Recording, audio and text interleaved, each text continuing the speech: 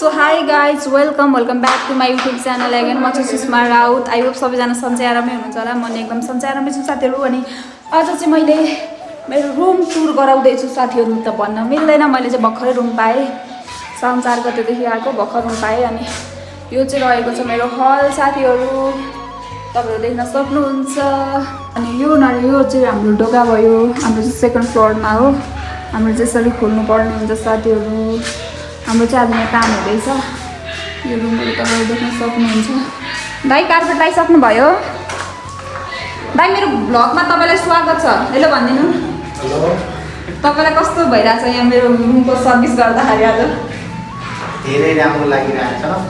दाइले एकदम धेरै मिलाएर डिस्काउन्ट पनि गरिदिनु भयो, राम्रो पनि लगाइदिनु भएछ। अनि कार्पेटहरू चाहिँ धेरै नष्ट हुँदो रहेछ है दाइ? धेरै हुँदो रहेछ। दाइले चाहिँ कार्पेट लगाइदिइसक्नु भयो यहाँ। उहाँले चाहिँ आफ्नो काम गर्दै हुनुहुन्छ। अनि बाहिरबाट देखिने भ्यू चाहिँ साथीहरू यस्तो छ। मेरो रुमबाटै भ्यू चाहिँ बबाल देखिन्छ साथीहरू। अनि यो कोठामा चाहिँ अलिक राम्रो भयो कार्पेट लगाइवरी। अब रहेको छ हाम्रो यो हलमा लाउनु पर्ने।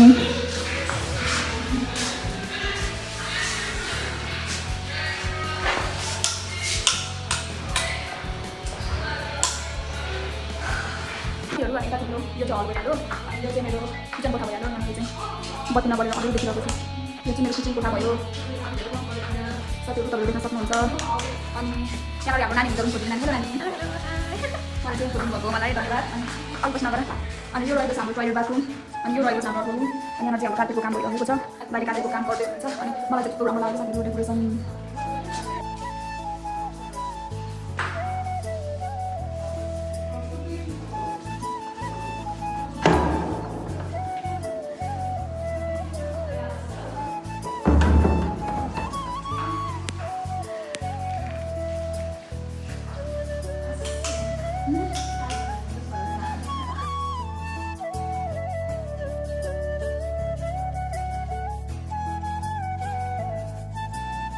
साथीहरू हाम्रो चाहिँ अब रुमहरू यो गरिसक्यौँ। अनि हामी चाहिँ अब रुमतर्फ फर्किँदैछौँ। अर्को रुम मेरो साथीलाई चाहिँ कहिले पनि भिडियो पब्लिक गर्न दिनन् कि यिनको, तर म एक दिन यस्तो खतरा भिडियो पब्लिक गर्छु नि साथीहरू। अनि मैले बाहिरको भ्यूहरू पनि म तपाईँलाई देखाउँछु, मेरो रुमबाट देखिने होइन। अनि यहाँबाट चाहिँ एयरपोर्ट जानलाई चाहिँ नजिक पर्छ। यहाँबाट एयरपोर्टहरू जान चाहिँ नजिकै पर्ने हो साथीहरू। अनि अहिले चाहिँ हामी रुम जाँदैछौँ। अनि साथीहरू यहाँबाट झर्ने बाटो चाहिँ फेरि यस्तो छ ओह्रालो। अघि म यहाँबाट निक्लिँदाखेरि खुट्टा कामेर मर्ने बेला भएको। अनि अब चाहिँ चिया खान जाम भन्दैछन् यिनीहरूले। चिया खान त किन जाने हो र मैले। अब चाहिँ सबैजनाले यहाँ त घाँस काट्न पनि पाइन्छ साथीहरू। यहाँ घाँस काट्न पनि चाहिन्छ भने हजुर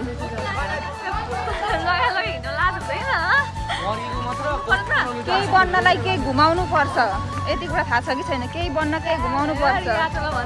अनि म सिफ्ट भइसकेपछि त अनि साथीहरू होइन त्यही हो साथीहरू। अनि यहाँनिर चाहिँ तपाईँहरूलाई घाँस चाहिन्छ भनेदेखि हाम्रो लक्ष्मी नानीलाई सम्पर्क गर्नु होला। अनि क्रिसवालालाई सम्झिनु होला, उहाँको चाहिँ टिकटक आइडी पनि छ। अनि यहाँ माथि बस्नुहुन्छ उहाँहरू चाहिँ। अनि अहिले चाहिँ हामी जान लागेको यहाँ माथि जानेर सङ्गीता त सामान झरो नि।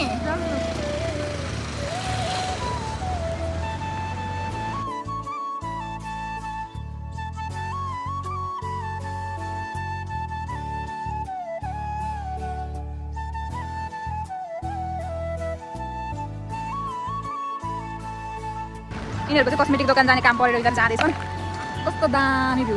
पानी परिरहेको साथीहरू, तपाईँहरू त पत्याउनु होला कि पानी परिरहेको छ साथीहरू। हामी चाहिँ अब अहिले चाहिँ रुम जाँदैछौँ। पानी पऱ्यो अनि यहाँ नानीहरूकोमा चिया खायौँ अनि जाँदैछौँ। मेरो रुम जाने बाटो चाहिँ यता हो। मेरो साथी चाहिँ अगाडि गइसकेकी छिन्। एनिवे सो साथीहरू म चाहिँ रुम पनि आइपुगेँ। अनि अनुहार हेर्नु न मेरो साथीहरू, पानी कति परेको काठमाडौँमा। पानी परेर चाहिँ भिज्दै आएको, रुच्दै अगाडि चाहिँ यति भिज्याएको। अनि साथीहरू तपाईँहरूलाई मैले मेरो रुम पनि टुर गराइहालेँ। अनि हजुरहरूलाई मेरो रुम चाहिँ कस्तो लाग्यो कमेन्ट गरिदिनु होला। अनि तातो टिका लगाएको थियो कि साथीहरू एकादशी थियो नि त आज अनि खाना चाहिँ खाएको छैन मैले चिया र स्याउ चाहिँ खाएर आएँ आज मम्मीले पनि एकादशी छ भनेर चाहिँ स्याउ दिनुभएको होला मलाई जहाँसम्म लाग्यो अहिले पछि चाहिँ थाहा पाएँ तर व्रत चाहिँ म लिँदिनँ साथीहरू किनभनेदेखि मलाई अलिक सन्चो छैन कि सो त्यही भएर म व्रत लिँदिनँ त्यही हो साथीहरू अब चाहिँ मेरो डेली भ्लगहरू आउने गर्छ के हो गयो ल अब चाहिँ बराबर देखियो ल साथीहरू त्यही हो होइन अनि मेरो पछाडिको ब्याकग्राउन्डलाई चाहिँ इग्नोर गरिदिनु होला किनकि यो ब्याकग्राउन्ड हेर्ने भनेको आज र भोलि मात्र हो पर्सिदेखि त फेरि नयाँ होममा सिफ्ट हुन्छ नि त साथीहरू त्यहाँ त्यही हो साथीहरू थ्याङ्क यू फर वाचिङ बाबा गाइज